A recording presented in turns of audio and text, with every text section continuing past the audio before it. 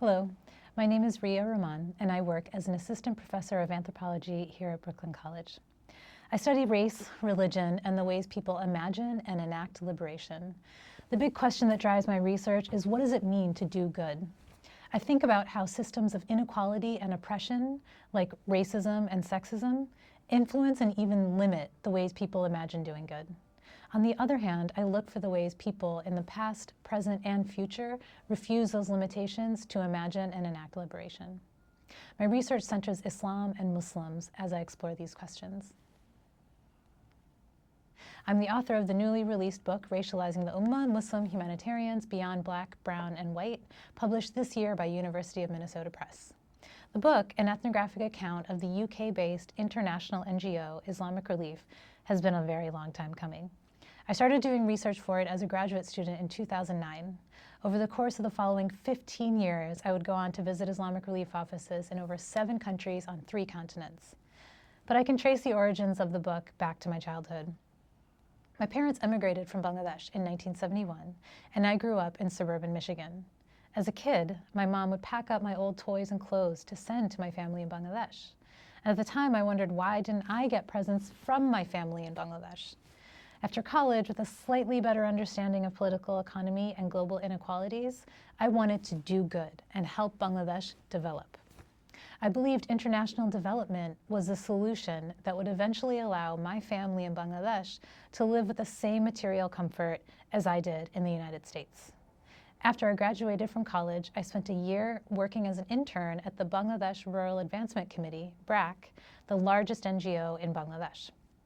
Though my family is from Bangladesh, I had more in common with all the white American and Canadian interns I worked with.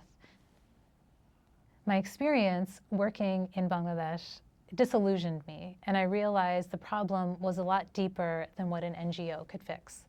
Though neither I nor the people who ran or started the NGO were white, the experience left me questioning the efficacy of international development. That felt more like a project of white saviorism. It was then that I decided to pursue graduate studies in anthropology to help me understand the problems of global inequality in a more significant way so that maybe one day I could contribute to better answers. As a graduate student, I became curious about humanitarianism. Whereas development was critiqued for its politics, humanitarianism was posited as purely ethically motivated. It was supposed to be about maintaining seemingly universal values. With the rise of Islamic humanitarian organizations, I was curious about the universality of these supposed universal values. Did Islamic humanitarianism look any different from Western humanitarianism? I decided to focus on the largest Western-based Islamic aid organization, Islamic Relief. Founded in 1984 by Muslim immigrants in Birmingham, England, focusing on a British Islamic organization challenged Orientalist assumptions that assumed Islams and Muslims are fundamentally other to the West.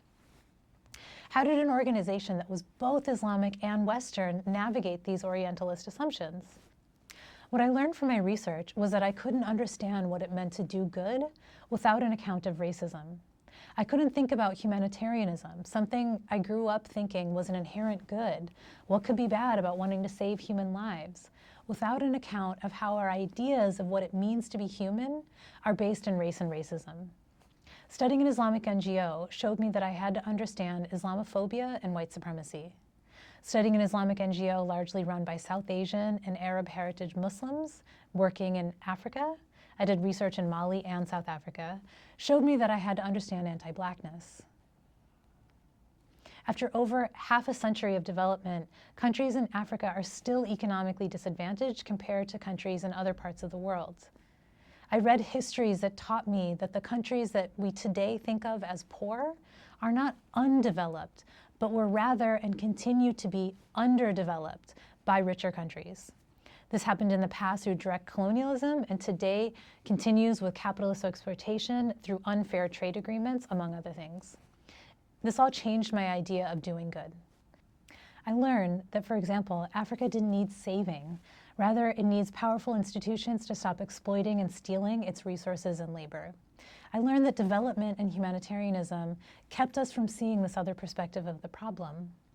Development and humanitarianism couldn't do anything to change the conditions themselves. It was like putting a Band-Aid on a broken leg. To fix a broken leg, I learned that we have to imagine the world anew. I hope those who read the book take away an impulse to question what and how they've come to learn what it means to do good, to expand the possibilities of solidarity and imagination by also expanding the source of study of the past and present, to envision new futures in which all planetary beings can thrive and flourish.